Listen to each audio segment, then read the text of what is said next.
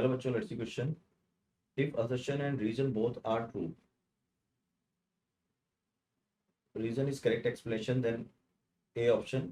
If both are true but the reason is not correct explanation, then B. If assertion true but the reason is false, C.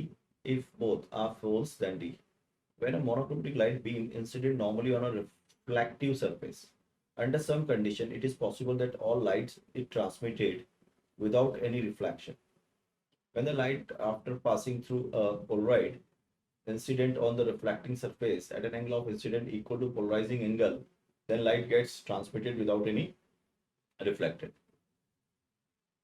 तो बच्चों, अगर यहाँ की concept की हम बात करें तो हमारा की कॉन्सेप्ट हो जाएगा that is your polarisation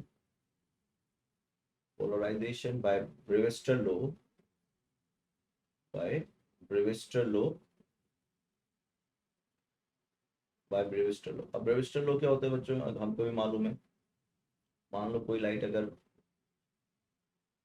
incident होती है जिसके अंदर दो प्लेन ऑफ वाइब्रेशंस होते हैं आपके, तो इसमें से वो वाइब्रेशन जो parallel to the refracting surface होते हैं, ठीक है, यानी कि क्रॉस वाले, वो रिफ्लेक्टिंग सरफेस के रिफ्लेक्टिंग लाइट के साथ बाहर आ जाते हैं और रिफ्रैक्टिंग के अंदर वो पार्शियली रह जाते हैं. ये तो ये तब होता है जब एंगल ऑफ इंसिडेंट आपका पोलराइजिंग एंगल होता है. एंगल ऑफ इंसिडेंट क्या होता है आपका? Polarising angle. तो ये आपका पोलराइजिंग एंगल है थीटा. ठीक है, this is your polarising angle. ये जो थीटा है आपका पोलराइजिंग एंगल है. तो अगर थीटा जो है पोलराइजिंग एंगल है, tan इनवर्स ऑफ, अगर ये μ1 है ये μ2 है, तो it is tan inverse of polarizing angle μ1 upon μ2 है ना, क्योंकि आपका ये जो एंगल हो जाएगा, ये जो एंगल ये 90 डिग्री होगा, tan inverse of μ1 upon μ2 polarizing angle.